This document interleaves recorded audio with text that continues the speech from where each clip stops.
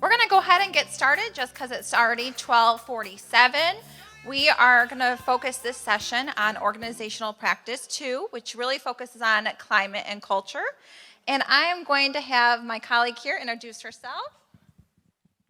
Good afternoon, everyone. My name is Tracy Bryant. I am a principal here locally in Van Buren Public Schools. This is my 7th year as a principal in that building, and my career spans over 26 years across the metropolitan area. Okay, and my name is Heather Palmer, and I'm just really blessed to be here today with Tracy Bryant. Before being a literacy consultant, I was in Van Buren as an instructional coach, so I really got to work with Tracy, and I got to see in Van Buren how she really made an impact, not only with her students, her staff, her district, and her community. So what we're going to do today is really just, I'm going to set the stage about Organizational Practice 2, which is that climate and culture. I'm going to unpack the bullets, which if we look right up here, it's really leaning into collective responsibility, positive educator relationships, self-efficacy for students, thinking a little bit more about culturally responsiveness, collective efficacy and building trust.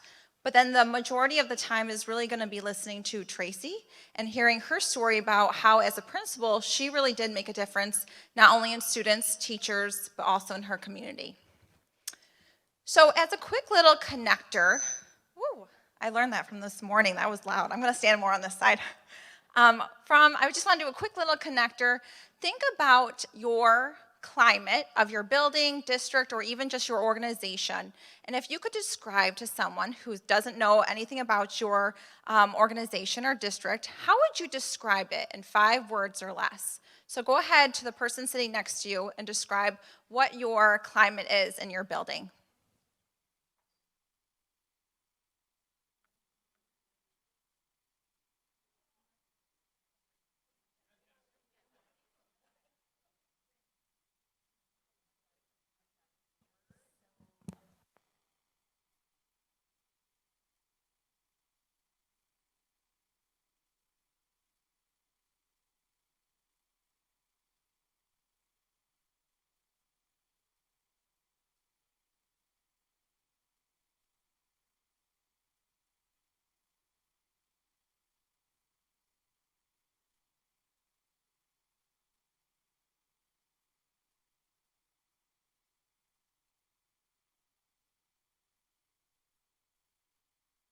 Okay, I know that was a quick one, but does anyone want to call out a couple words to just describe what your climate in your building?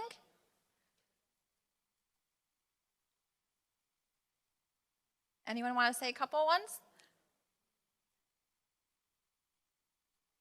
Collaborative, love that.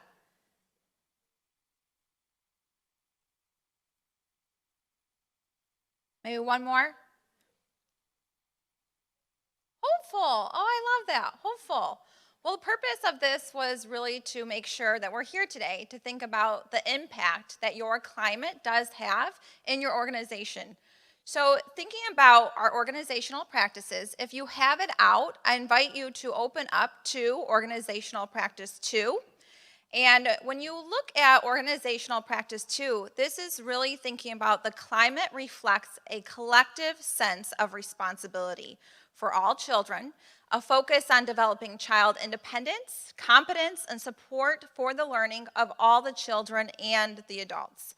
So when we start to really unpack these, the first one really goes in and talks a little bit about collective responsibility, meaning all the adults, not just the principal, not just the teachers, but the support staff, that we all have this sense of collective responsibility for these students to make sure that we are growing in a literacy and math. But I loved also that they had assets. We look at students' assets from children's families, communities, cultures, and identities. But where does that start with? That starts with that shared belief. And when we think about the values, especially the work that we did this morning, a value is a sustained belief. So the first thing we need to think about is, what are our beliefs about our children? What are our beliefs about children in literacy or even in math? And that conversation can be hard, having that with adults, because you have to be very vulnerable. You have to be vulnerable enough to say, what do you believe in for kids? Do you truly believe that all students can learn no matter what adversity? But that's what really it pushes us to do, to think about, do we all have a shared belief as our roots, starting at that point? And then that can go into our values, because then that is a sustained belief. So thinking about how we do that is making sure we think of first is collective responsibility. We're all in this together, but we need to create that safe learning space, that safe learning environment, from not only students to students, students to teachers, but then also, do our staff, do they feel like they also have a collective responsibility, a safe learning environment? When they're in front of a PD, do they feel safe in order to take risk? Well, that all starts off with relationships and our trust that we need to develop. But when we think about our reality, I love this quick little analogy, because this is what our reality is in education, right? It's kind of like Jenga. We're all putting these pieces onto the Jenga. We have our programs and parameters, and we all have these very important things that we need to get done. But we also need to know that it starts with that same belief that we're all doing this work together. So I liked how Dr. Yuziak, she did this in real life. And I loved how this actually shows you, well, what can we do in order to do this? For all of us to have that collective responsibility, first one is establishing a collective vision. So first, having that conversation with our staff about, okay, what are our beliefs about education? Starting at that point, then go, what are our beliefs about students in literacy, students in math? And having that vulnerable conversation about what are our beliefs. And I have a protocol that I'm going to show later about how you can actually do that. Invest in PLCs. Remember, we thought about our time. Time is not on our side, but do we have time for teachers to come together where they can actually start planning and growing together? So having some type of PLC. Promoting family and community engagement. Celebrate and recognize that progress, because you have to go slow to go fast. You need to take those small steps, but then also modeling a growth mindset. So then when we think about bullet 2, this is really where we're looking at ensuring the entire learning environment is physically safe, emotionally supportive, but that positive educator, child to family, child to child, is a relationship throughout the building. So this morning when we were going into those 4 little corners and you had to decide which value you wanted to really dive into, I chose that value 4 because that was trust and relationships. And like Dr. Yuziak said, that they're all incredibly important, but I truly believe unless we have that relationship with the students, unless we have that relationship with teachers and relationship with principals, that's like our first grounding step. So when we think about relationships, that goes hand in hand with trust. In order to have those relationships, we have to have that trust. So I really like this model from MDE, and it just really conceptualized what does relationships actually look like. And it starts off in the beginning with our trust, but it goes into meaningful connections. And Tracy's gonna share exactly like how did she start having meaningful connections with her staff in order to develop that trust. Once we have that meaningful connection, then we can start having collaboration. So maybe even thinking about at PLCs, but also maybe at staff meetings. Maybe I'm going to have teachers have first grade sit with fourth grade and start having different teachers sit with at different types of tables so that they can start having connections so they're not all together. Then that stems into collaboration, which now we can start thinking about, okay, maybe I want to have first grade collaborate with the second grade, below and above grade levels. Then that's when we really start thinking about the continuous improvement. Now that we're kind of all together, we all understand that we have that collective responsibility, we all have that same belief that all children can learn, now we can start doing that continuous improvement. Now we can start thinking about those positive outcomes. But it's all going to start with relationships, start at the very top with that trust. So again, following on what Dr. Yuziak and in real life, how can we actually do that? First one is just having open and transparent communication, active listening, that's vice versa, which between the coach, the administrator, the teachers, all of us are making sure that we're actively listening to each other.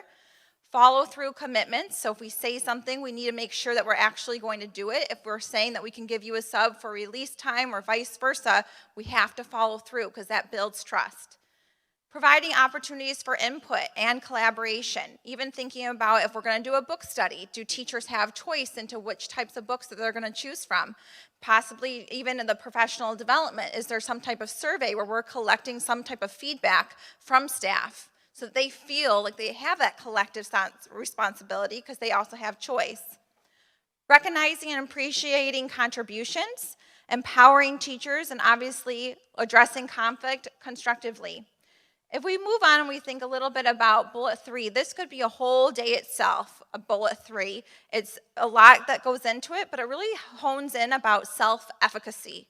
So when we're thinking about students and supporting children's independence and their competence, we really lean into their identity in reading and being a mathematician, providing feedback, but really I wanted to pull out that word self-efficacy.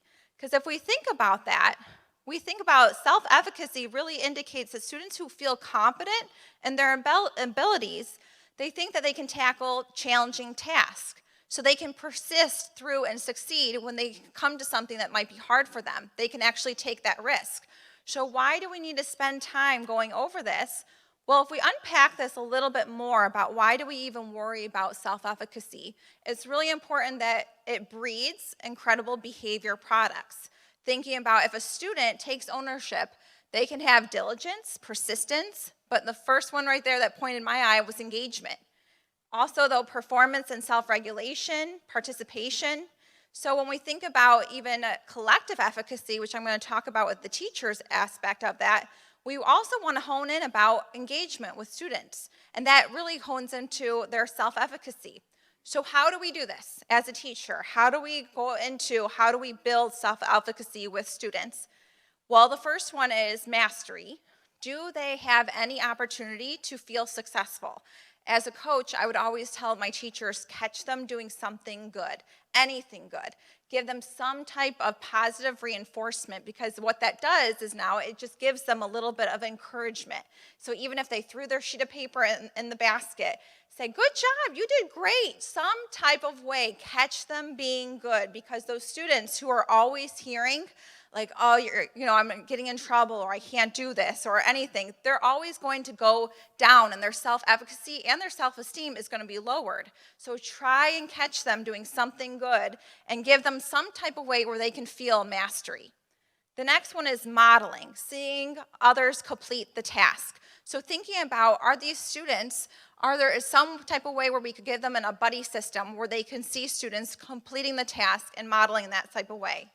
Again, the mastery and the encouragement go hand in hand. We have to encourage them. We have to give them verbal persuasion, verbal feedback, making sure that they feel successful so that they can then have that self-esteem that they can persist and go through things. Next one is climate, controlling the stress and the anxiety of the classroom, right? This is where classroom management comes in place, but it's also thinking about the climate not only of a school, but also the classroom. So maybe we can lower the lights, maybe we can put some music on, maybe we can just lower the stress and the anxiety. That also helps with building self-efficacy. So one other thing that I liked in this research that was cited here is that suggests visualization as a fifth way to build that self-efficacy. So students using some type of self-talk. Like, how are we teaching students to actually provide that self-talk? Like, I can persist, I can move through it, I can do this. That's also something that Maddox, his research supports as well. So when we look at bullet 4, this goes really into promoting authentic engagement and rigor among culturally and linguistically diverse students. So how are we creating that environment that's culturally responsive? And when we think about a culturally responsive environment, we're really thinking about embracing that equity, diversity, inclusion, but also how is our classroom environment? How is it inclusive? How are we making sure that identities are affirmed and the students feel seen and feel heard? Do we give them opportunities for those windows and those mirrors? We've heard that a lot. But then also sliding glass doors.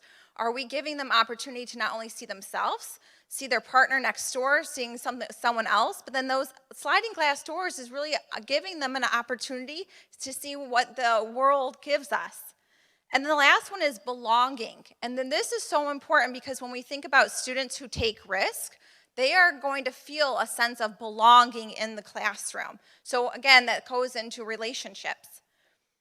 And our last bullet is really going into sharing that all adults, remember all those adults, we have that collective responsibility, but do we share professional trust, collective efficacy, and a sense of agency and the voice of shaping the organization? So when we think about that word right here, collective efficacy, I really lean into John Hattie's research, and his research really goes into the leading factor of student achievement is that collective efficacy. This is where it gives that high impact in student achievement. What does that really look like? We know the power of collective efficacy. I love this quote from this article that I have, and it goes into success lies in the critical nature of collaboration and the strength of believing that together, administrators, faculty, and students can accomplish great things. This is the power it has. So I have the article here if you would like it.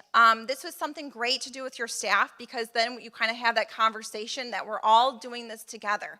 We're all collective responsibility. How do we do that? We need to make sure that we're learning from each other. We're opening doors. We're having those conversations. Maybe at PLC time, we can start sharing out what we're doing at PLC. Maybe at staff meetings, we're going to have grade levels sit with each other differently. But the power of collective efficacy is the greatest ripple effect in student achievement. So that's something that's really important to lean into. Again, going back to bullet 5, it then starts again with trust. So remember we talked about the relationships and how that's so important. In order to get those relationships, you have to have trust. And I lean into Siege's research about how do you build then a trusting relationship. So if we look right here at that pyramid, we have our vision, our system thinking, our team learning, individual learning. At the very bottom, it is our trust. And if we look at Covey's work, he talked a lot about emotional bank accounts. And I loved his analogy, his metaphor that talks a little bit about the feeling of safeness. And when you go in, are you depositing or are you making a withdrawal? If I'm going into the staff lounge, am I depositing or am I having a withdrawal of my emotional bank account? So even having this be brought up with staff and having those conversations about your own emotional bank account, where are you withdrawing? Where are you depositing? This is great to do with students, but it's also great to do with staff, to kind of have that open conversation that we're all in this together, but we want to make sure that we are being aware of your emotional bank account. So when we think about our school system, this is kind of what it starts to look like, right? Our school system is at the very top, and if we're leaning into the organizational practices, this is what's going to be like our guiding document into our system. And then we have our leadership team, and that's when we're really diving into organizational practice 1. So our leadership team is really helping us with our vision, our mission, and our purpose, but I'm really urging you to even go a step further and have a conversation about beliefs. Because again, beliefs are those sustained values. So we need to make sure we're all together on the same page about what do our beliefs are in our own building, maybe in our own class. Then when we think about organizational practice 2, this is really going into climate and culture. And culture is the shared values, those beliefs. They are the norms, the practices, the way that we shape the identity of our own school. But that climate is just the way that it feels. So it's overall atmosphere. And then organizational practice 3 is really diving into what is our environment looking like. So if you're thinking about those organizational practices and maybe where to even start, because like Dr. Yusiak said, they're all important. There's not one that's more important than the other. But where to start, maybe 1, 2, and 3 is where you're really going to look into. So when we think about climate, and climate shapes your culture. So that's something to think about. If we think about the difference between climate and culture, we want to make sure that we're paying attention to what is our climate in our district? What is our climate in our building? Even have the teachers have a simple question is, what is our climate in your own classroom? How does it feel? What do we want it to end up being? What is our culture going to be then? And that's just a great way to stem conversation about what do we want to have as our culture in our own building, in our own school. So then I'm just going to leave you with this protocol because I have the protocol up here and I also have this collective efficacy article. Think about your why. This is all where it stems to. I went into a building one time and I saw the teachers all had their pictures of all of their classes all around the rim of their door. And I asked, what was this? And the principal told me, it was, we want our why to be visible. So all of our class pictures of the years of experience are all around the door. And I was like, that is wonderful that you're walking into the door of your classroom really remembering the purpose and the why every day.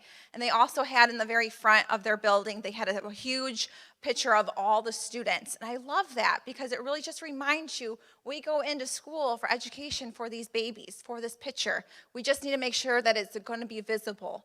So one way to do this is I love this little protocol that's here, that's linked here for the picture, but it's also here printed for you. This is your first stepping stone. If you haven't had a conversation yet with staff or even just your teachers about what are our shared beliefs, I urge you to think about using this protocol because it helps you then have those conversations about what do we believe our beliefs are of our own district.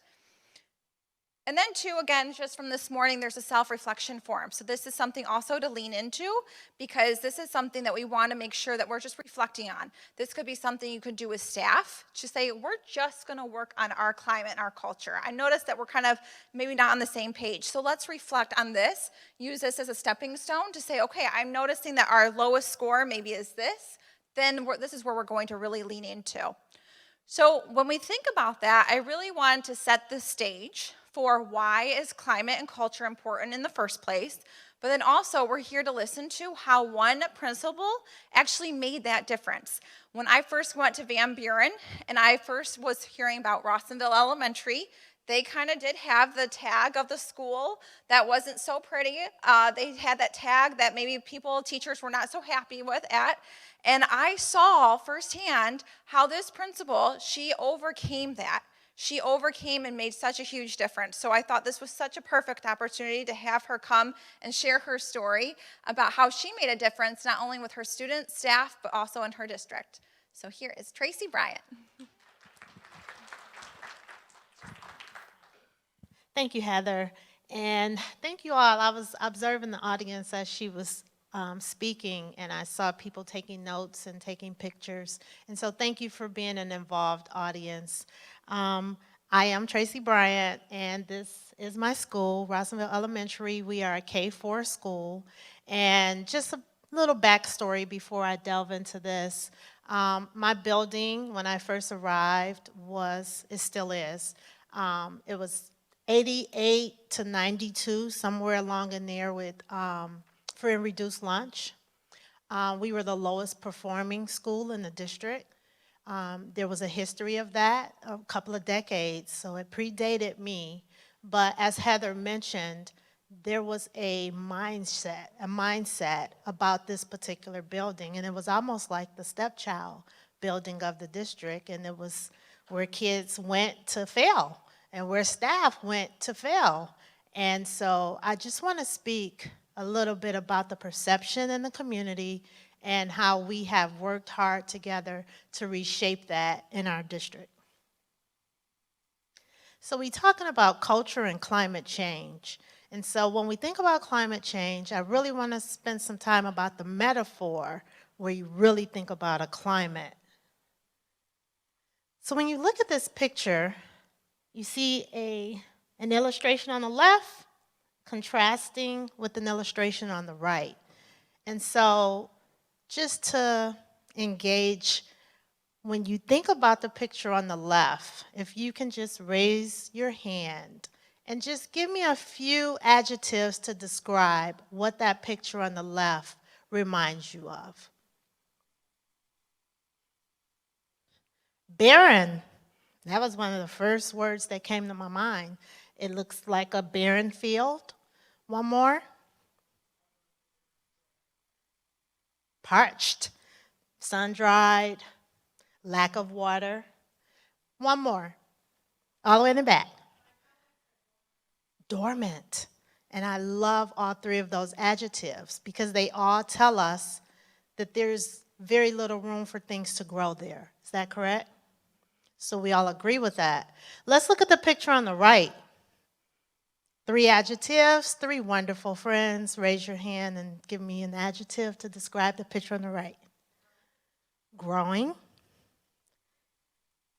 Fruitful. Any more? Yes. Fruitful. So does the right give you a little more hope? You would probably choose the right side, correct? All right, walk with me on this journey. So when I arrived at Rossonville, my favorite place to be now, second to home, our field was barren. We were the field on the right. On the left. No moisture, no water, very little room to grow was the perception. So thinking about this, what are some of the things that are happening to make it feel like this? This gloom and doom, there's a mindset with the adults, there's a mindset in the community, there's a mindset with the parents, and unfortunately, it became a mindset for the children. So these are some of the things that were going on. A lot of fighting. When were the fights happening? Most of the time at recess. A lot of disrespect, students and adult, peer to peer. A lot of talking back, a lot of name calling, just a very disrespectful culture. Poor attendance, low academic performance. And this is starting to feel like the trend, we know, right? Low parent involvement. And last but not least, low expectations. Unfortunately, it was a mindset that because of all the other precursors, the adults also felt like these kids can't. And so this is where the shift and the heavy lifting of the shift began. So when we think about all the things that we just discussed, you have to think, what is underneath the surface? There's some things underneath the surface because anyone can learn. What do we look at? Looking at this and thinking about what's underneath the surface, some of the planning was low-level planning because the perception was that they can't. And so when you think about all of these glaciers underneath, the ground was barren because it was frozen. They were stagnant. They were stuck mentally. But our kids also had began to buy into that mindset because when they walked in the building, it felt cold. It felt distant. There were no connections. So here's something I created, and it's called Ice Connections. There's some people in here that have probably been to my, well, nope, I don't see them. They were in the early session that have been to my building for trauma training, and we talked briefly about the Ice Connections. So I'm going to spend a few minutes with you and just share what this means. Ice Connections is something I created. The I, of course, is things that are of interest. The C is culture. The E is experiences. And before we can build relationships, if we know these 3 things about each other, it will help us build a stronger bond. If we know these things about our children, it will help us build a stronger bond. And lastly, if we know these things about our community and stakeholders, including our parents, I don't care what the social economic status is, every parent, poor or rich, sends their very best to us. I don't care how poor they are. They love their kids the same way everyone else does, and they send them to us, and they're in our hands. So we have to figure out, how do we reach them and build these relationships? And I'll tell you how we're going to do these Ice Connections. Entertain me, if you will. I know the football season is over. However, let's start on the right. On my right, your left. Detroit Lions. Let me just see your hand. See, I already see it. I see it. I see it. The pumped up. We should have been at the Super Bowl, right? Think about the Detroit Tigers. Are you a Tigers fan? Are you a baseball fan? So when you look around and see those, get smiles, people pumping their hands up. Coke or Pepsi? If you're a Coke person, raise your hand. Look at, she raised her Coke up as well. If you're a Pepsi person, raise your hand. She said, I cheated because they didn't give you that option, right? Now look at this one. This is my favorite. Are you a music person or do you prefer a nice, quiet book where you can curl up and read to yourself? If you love the music, raise your hand. If you love to curl up with a good book, raise your hand. And if you love both hands in the air. Awesome. Are you a morning person for coffee or tea? So if you have to have your coffee before you can even speak, please raise your hand. There we are. That's my tribe. If you are a tea person, please raise your hand. Okay. Are you the exercise person? I'm ready to move and get in the gym. Or are you, I am going to sit by this fireplace and curl up and read my book? So are you the moving motion person? Raise your hand. Oh, good for you. I need that help right now. Are you that person that likes that quiet time and get to curl up? Yes. Yes, I live in that space often. Lastly, and this is my favorite, cats or dogs? If you are a cat lover, please raise your hand. All right, and my dog lovers? Look at that. We are the tribe.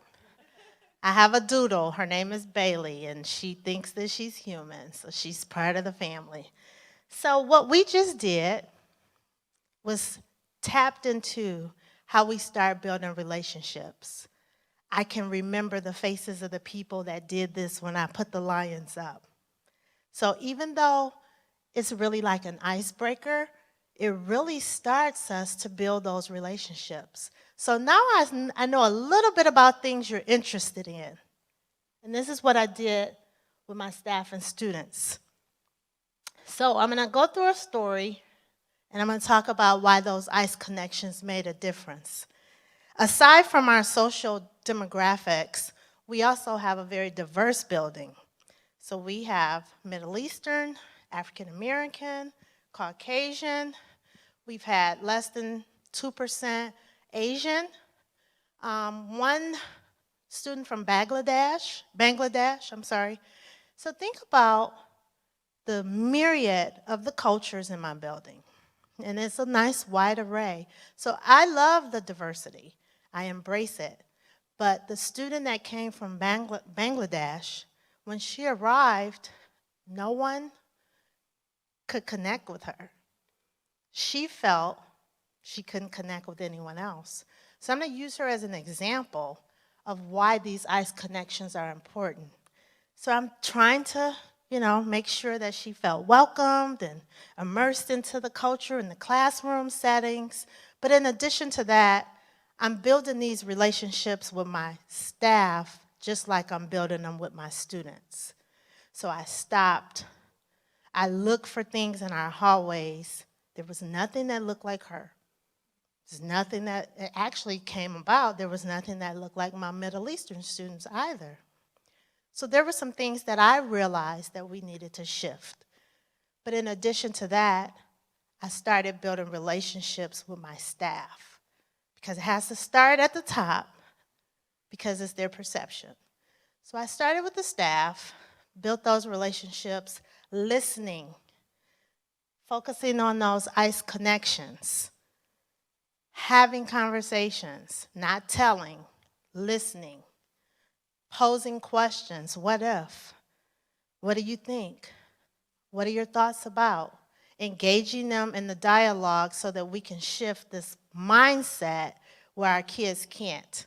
And in the process of doing that, we all start seeing not only our student from Bangladesh, but we all start seeing each other.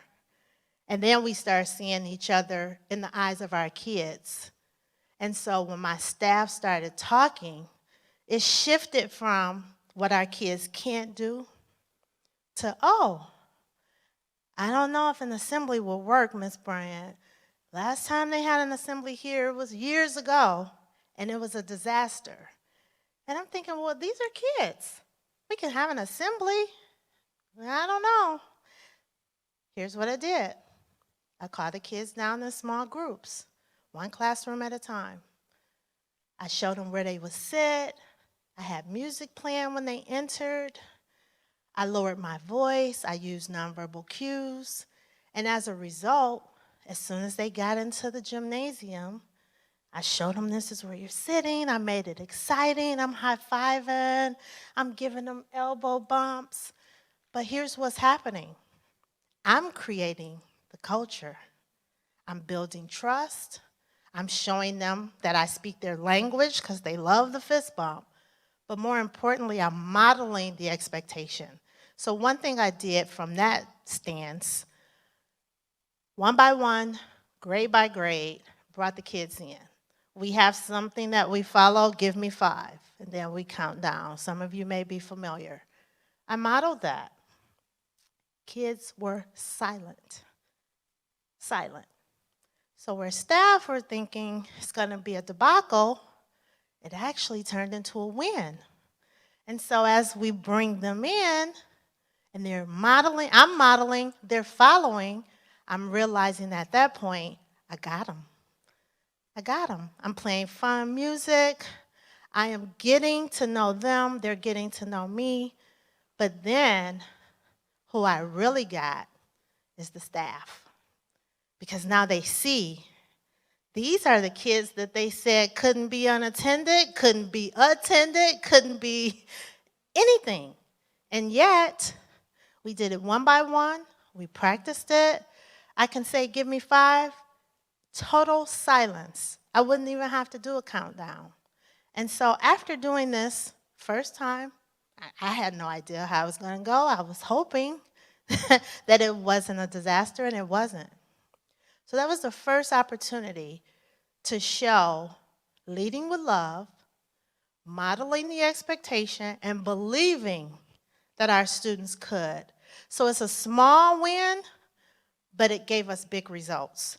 So we now began to shift. So I said, what are the things that we need? We need systems. We need some routines. And we need to have higher expectations. And once we incorporated those, and we did it gradually, I didn't go in trying to change everything in 1 year. I observed a lot. I constantly built relationships. I still have a teacher I will never forget from her ICE connection, her family culture.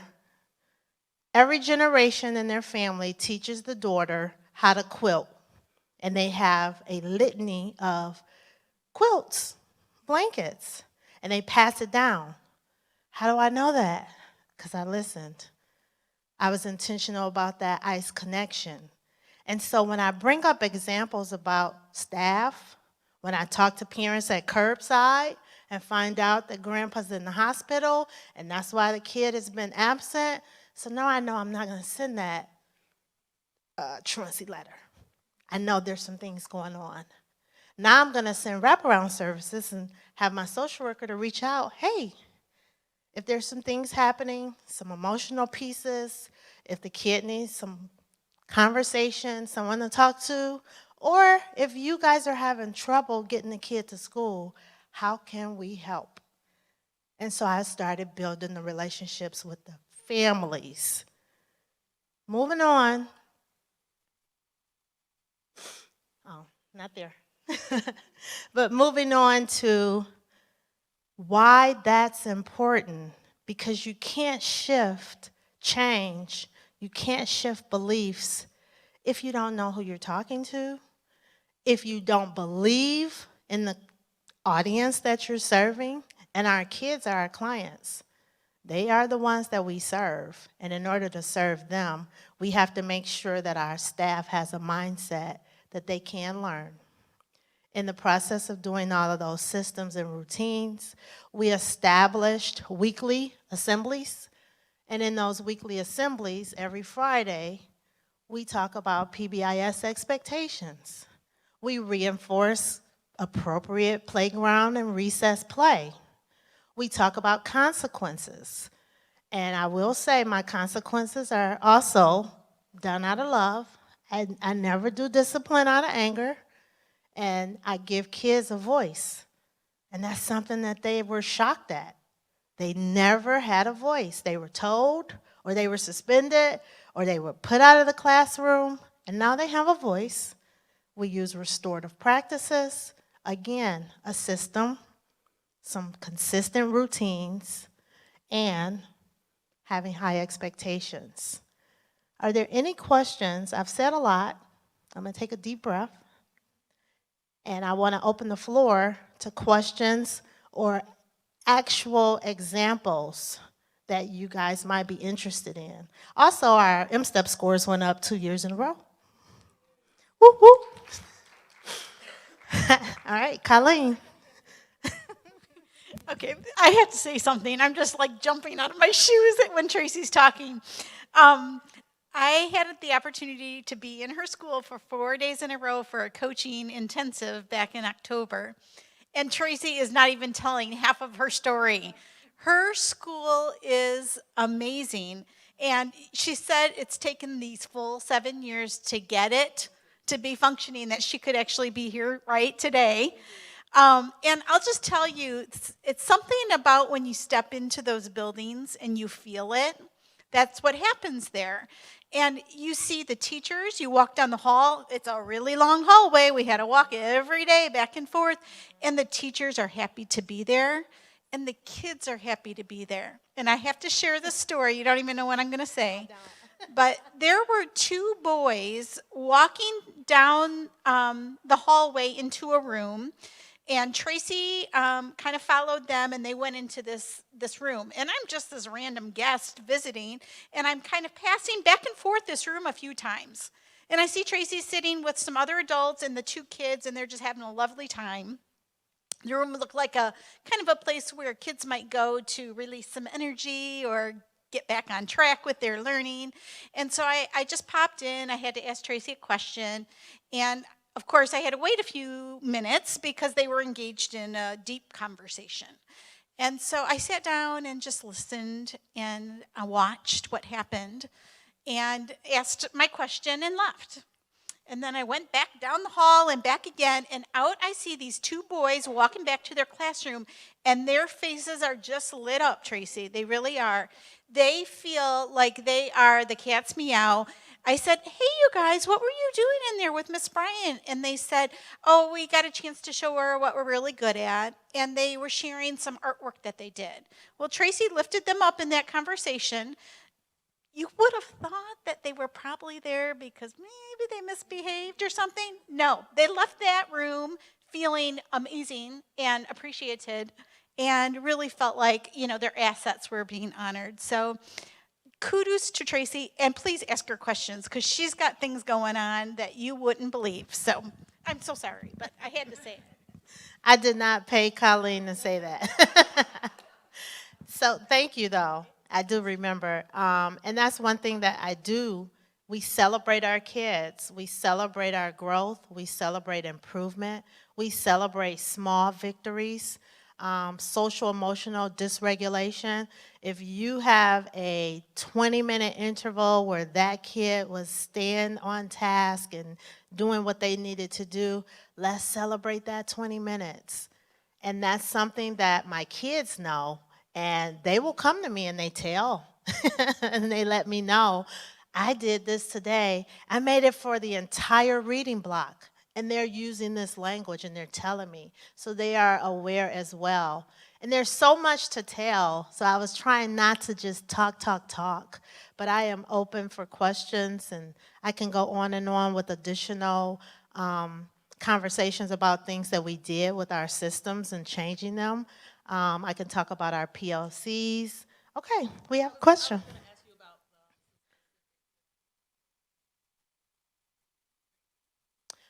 So one thing, that's a great question. She asked what kind of systems we put in place. So one thing we did was incorporate it, and I've heard Dr. Usiak talk about it. We shifted our staff meetings in the morning. So even though the union says you're supposed to have this many per hour, like 3 hours a month, I shifted from just staff meetings. And even though it's AM or PM, I let my staff vote. Do you want AM staff or PM staff meetings? But I shifted my staff meetings and I said, what do my teachers need? They need time. And so one staff meeting a month is all I ask. I provide kind of informational things, new learning. I make it like a professional learning environment. I give them opportunities for vertical alignment, just having dialogue, collaboration with resource room, social work, ELL. So giving them that window of time where they can really talk and get feedback from the ancillary staff, because that's something that they don't always get. So shifting from the routine of regular staff meetings 3 times a month to now they're more direct, they're specific, they're goal-oriented, and my staff appreciates it because the time that they get to utilize it. Once a month, we do PBIS instead of a staff meeting, and they love that. And PBIS is school-wide. We have real conversations about our incentives, but we also have real conversations about our data, what our suspension rates are looking like, what our ODRs are. We're looking at our demographic data. And so these are things that were happening in silos prior to me arriving, and now they're happening collaboratively with each other. And I don't do the ahas or the I gotchas. We talk about it. And we say, hey, 32% of our African American males were suspended between October and January. Let's talk about why those were the targeted groups. What can we do? And just different parts of our data. We unpack it together. And now it's a buy-in because the relationships are there. They know they can trust me. They know I'm not going to come behind their back and use it as punitively or attack or accusatory. So one thing with the trust, they trust me, I trust them, and we talk together. And sometimes it's like they didn't realize it. You know what? I didn't realize I kept sending the same 3 kids to the office every week. I didn't realize that I wasn't putting other interventions in place. So what can we do differently? And so those conversations basically came from meeting with them during professional time. So it's not staff meeting where it's a sit and get. Any other questions? Yes.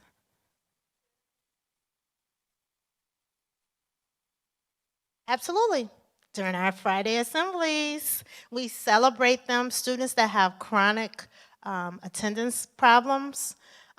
If they have 1 week of, let's say, we'll say they're there 4 out of 5 days. So instead of making it punitive, because at the elementary level, whose fault is it? It's the adults, it's not the kids.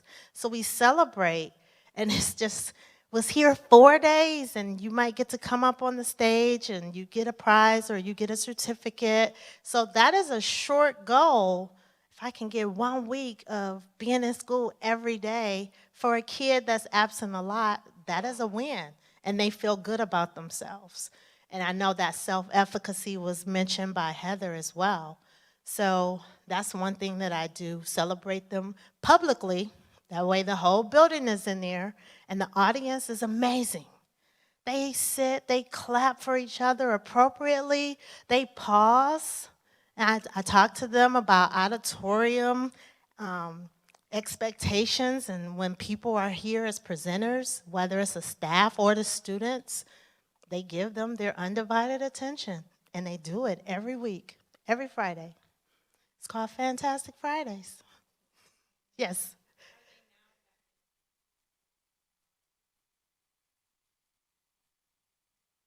All the classes are there. I only started with one class to get the expectation. So we modeled it, made sure we practiced. They knew where they were going to sit. They knew what the expectations were. They knew auditorium decorum, if you will. And so when we bring the entire classes in, the entire building is there every Friday. So I started off slow that first few weeks because I was modeling the expectation and getting the kids accustomed to routines. And I have 2 CI classrooms. And guess what? They know the expectations, and they come in exactly the same every Friday, and they have the same audience appeal. They are awesome in assemblies. So our CI classrooms do it too. We have ASD students. They follow the routine. Some of them will have headphones on, but they do exactly what we're supposed to do. They know when they come in there, the stage is set. Yes.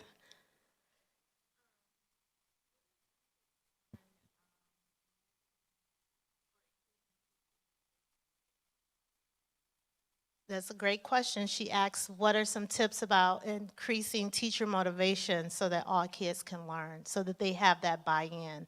And the one thing was modeling it.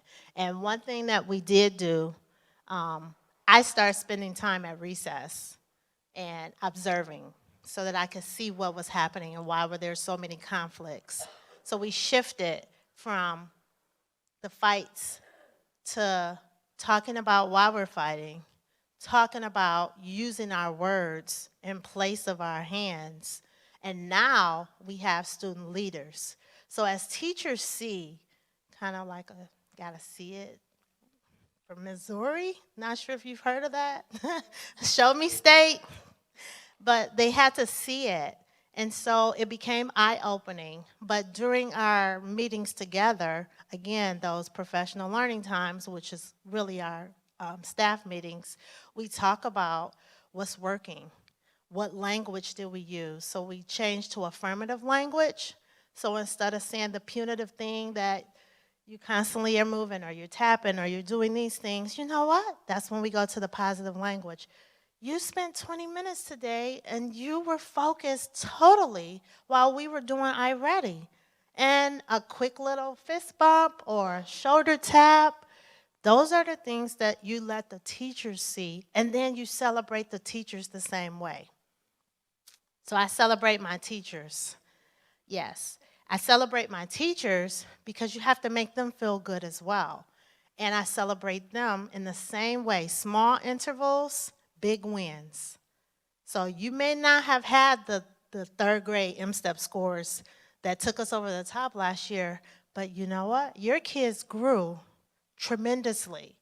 Their pre-assessment, common assessment, to their post-assessment on Unit 3, they rocked it. I am so proud. They went from 20% to 76%. Did they hit 80%? No, but imagine 20 to 76. That's tremendous growth. So that makes that teacher feel good as well. So even though the bar is here, 80% proficiency is in our district, a 76% from 20, I'm going to celebrate you as well. And I do that in staff meetings, our professional learning time. Each week, I have raffles, and they're usually classroom gifts. So I give it to like the first person in the meeting or the last person that asked the question, but I make it fun and engaging. We do a lot of food is our love language days. So we have chili cook-offs, and we have Merry Dipmas during the holiday season where everybody brings in something and we have all these dips. So we do things together because that builds our relationships. I hear laughter, so the Merry Dipmas, yes, right? Question. Well, we have, glad you said that because I'm going to take you back. So there was one PTO member when I arrived at my school, one. And now I have 13, but I have 13 valuable, resourceful PTO members. So I partner with my PTO a lot, and I don't ask for a lot of major things, but I do ask for small incentives. And when I see stuff on sale, I will ask PTO, hey, after Christmas, Target and Kroger had a sale on those Stanley Cups. They weren't the real Stanley Cups, but they look like them, and they were $3 and 70% off. So can you buy me 10? And things like that, and they'll do it. So now I have more stuff to give a door prize for my staff. So they enjoy coming to the staff meetings. We have music as they're coming in, but they know they're going to be celebrated. And every week during my weekly notes, they go out on Fridays now. They used to go out on Sundays. Guess where I learned where to stop doing that? Here. At the last session that we had. So I no longer send my weekly notes out on Sunday because even though I was sending them on Sunday, I didn't have the expectation that they would read them on Sunday. They could read them on Monday morning, but they would read them on Sunday. So now I realize I'm sending a message that I'm working on a Sunday. They may feel subliminally that they need to. So now I send them out on Friday mornings, and they love it. And they say, whatever you're doing at those PDs, keep doing it. Keep doing it. So now they don't feel obligated, or I schedule sin. And I'll let it go out on a Monday morning at 8 a.m. So that way I'm not interrupting their home time, and I don't expect them to use that time to come back and read stuff or check the email. So now I honor that, and I did it on purpose, and I shared it with them verbally. So it's small things like that that I think that relationship continues to become stronger. Any additional questions? Thoughts? Ideas? I have student-led conferences at my building as well. Parent-teacher conferences are coming up next Friday, and I'll make this last comment, but they were nervous about that because we're Leader in Me School, so student ownership for what their data says in their portfolios is important, but they were nervous. And I said, you know, let's practice together. Let the kids come and tell me. Act like I'm the parent, and they're going to come and show me what their data says and bring their portfolios. Do you know I have kindergartners that were able to show me what their letters and sounds and now they're reading and what their sight word lists or red words were? And so it actually, again, is modeling, keeping that high expectation, but partnering. So it never feels like I'm saying it and telling it to them. I'll do it with you, I'll show it, I'll walk you through it, but it is collaborative. It's the leading with love model. All right, any other questions? Hearing none, I'm going to turn it back over to Heather. Thank you all so much. Isn't she just wonderful? Let's just give her a round of applause. Tracy, thank you so much. We're out of time, but if you want the protocol and the article, you can come up here and we have it printed for you. Thank you.